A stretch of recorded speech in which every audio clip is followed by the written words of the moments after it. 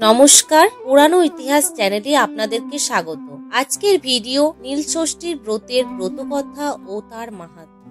আশা করি আপনাদের ভালো লাগবে। চলুন শুরু করা যাক। নীলষষ্ঠী ব্রত মূলত মা ষষ্ঠীর পূজার একটি বিশেষ দিন, যা সন্তানের দীর্ঘায়ু, সুস্বাস্থ্য ও মঙ্গলের জন্য পালন করা হয়। এটি বাংলার হিন্দু সমাজে বিশেষভাবে জনপ্রিয়। এই ব্রতের সঙ্গে একাধিক পৌরাণিক কাহিনী ও মাহাত্ম্য জড়িত।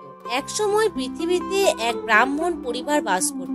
সেই পরিবারের এক গৃহবধূ ছিলেন অত্যন্ত ধর্মপ্রাণ, কিন্তু তার কোনো সন্তান ছিল না। দীর্ঘদিন ধরে তিনি মা ষষ্ঠীর আরাধনা করেও সন্তানের মুখ দেখেননি। একদিন এক সাধু তাকে বললেন, তুমি যদি নীলষষ্ঠীর দিনে ব্রত পালন করো এবং নিষ্ঠা ভরে মা ষষ্ঠীর পূজা করো, তবে তোমার সন্তান লাভ হবে। গৃহবধূ ভক্তি ও নিষ্ঠার সঙ্গে ব্রত পালন করলেন। কিছুদিন পর তিনি এক পুত্র সন্তানের জন্ম দিলেন। কিন্তু জন্মের কিছুদিন পরই সেই সন্তান মারা যায়। গৃহবধূ শোকে কাতর হয়ে মা ষষ্ঠীর কাছে আবার প্রার্থনা করলেন। তখন মা ষষ্ঠী স্বপ্নে এসে বললেন, আমি তোমার সন্তানকে ফিরিয়ে দেব, তবে শর্ত হলো তুমি ও অন্যান্য মায়েরা প্রতি বছর এই ব্রত পালন করবে এবং আমাকে শ্রদ্ধা জানাবে। পরদিন সকালে দেখা গেল শিশুটি জীবিত হয়ে উঠেছে।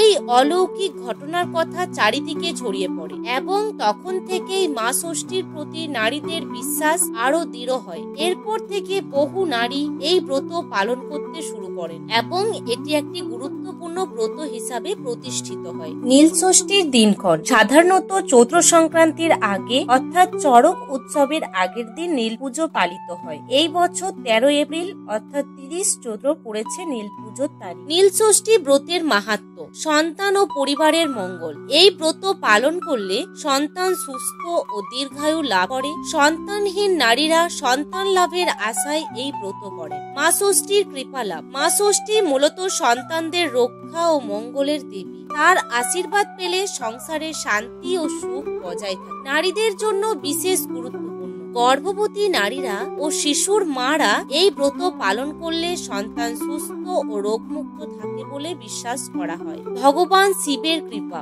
এটি শিবের সঙ্গে সম্পর্কিত একটি ব্রত। যেহেতু শিবকে নীলকণ্ঠ বলা হয়, তাই এই ব্রতের নাম হয়েছে নীলষষ্ঠী। শিব ও পার্বতীর আশীর্বাদ পাওয়ার জন্য এই ব্রত পালন করা হয়। ব্রত পালনের নিয়মাবলী: এই দিনে ভক্তরা উপবাস রাখেন এবং সন্ধ্যাবেলা পূজা সম্পন্ন করেন। মা ষষ্ঠীকে দুধ, মিষ্টি, ফল ও নানান নিবেদন দেওয়া হয়। বিশেষ করে কাঁটাযুক্ত সবজি যেমন ছোলা, কাঁকরোল খাওয়া নিষেধ, কারণ মা ষষ্ঠীর ব্রতে কাঁটার সঙ্গে সম্পর্কিত কিছু নিষেধাজ্ঞা রয়েছে। সন্ধ্যায় নারীরা ষষ্ঠী দেবীর কাহিনী পাঠ করেন এবং তারপরে প্রসাদ গ্রহণ করেন। এই ব্রত বিশেষত বাঙালি হিন্দুদের মধ্যে প্রচলিত এবং এটি মা ষষ্ঠীর প্রতি অগাধ বিশ্বাসের প্রতীক। ভিডিওটি ভালো লাগলে চ্যানেলটি সাবস্ক্রাইব করবেন এবং একটা লাইক করবেন।